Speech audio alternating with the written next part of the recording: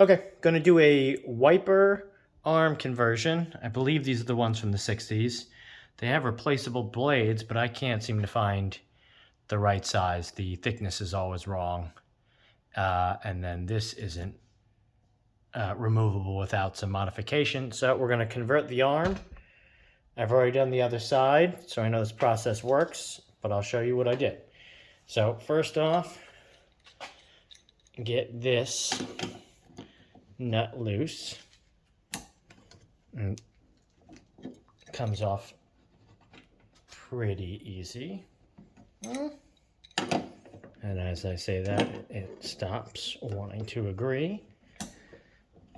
Okay.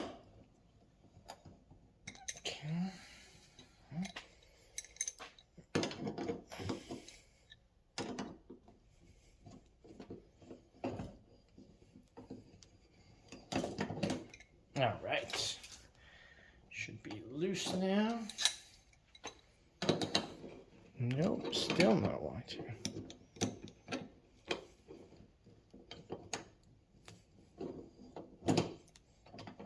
There we go. All right. Jesus. Okay. So I got this off. And you'll see the way this secures is a nut here, which actually is removable. But it sinks into a cup that has the same threads as this.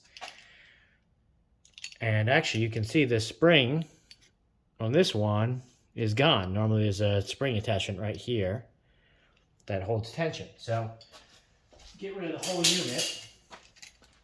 The replacement unit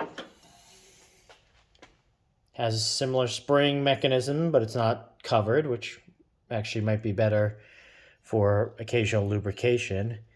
And it has a cup design as well. See if I can get any focus on there. But it's a lot bigger. And so what you do is, after I got this handy, they give you this, which has a similar thread inside and a hole on the other side. Place over top, and then they give you a little nut to just screw on. Now,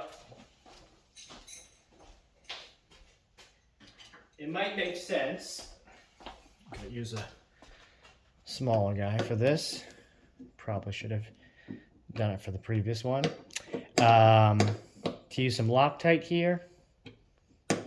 I'm not gonna.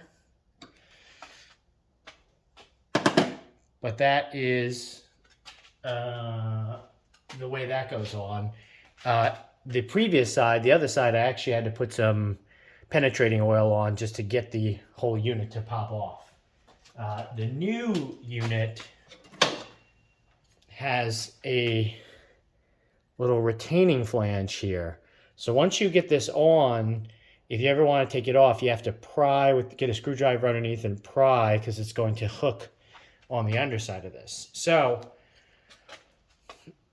I'll show the part numbers, but I got this particular style wiper, which has this little joint here. It allows you to,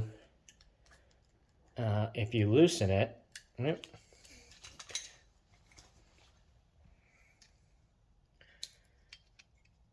do that.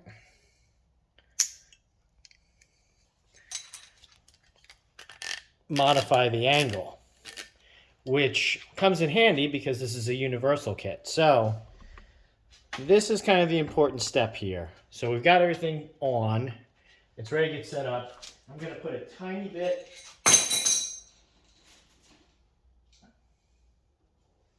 of grease on this in case I have to take it back off. And again, it's got a retaining piece, so I'm not worried about it coming off later. But the main point is you want to get this joint to line up in a way that's going to work for your windshield so that it's not going to bottom out based on the length of it. So I'll back up a little bit here. And what I have found is you can get the edge started on this thing. And you want to make sure this joint is going to be on glass, essentially. So we want it low. And then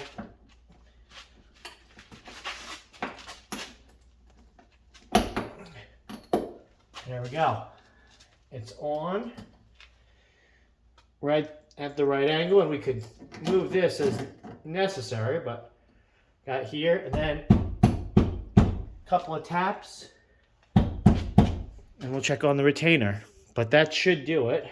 And then one click there, and tighten this. And we should be good. Let's give it a test. See if it works.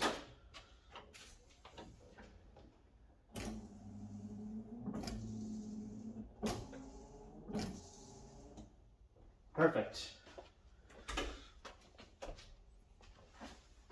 So the attachment here is fine thread, so you can get it pretty exacting for your application.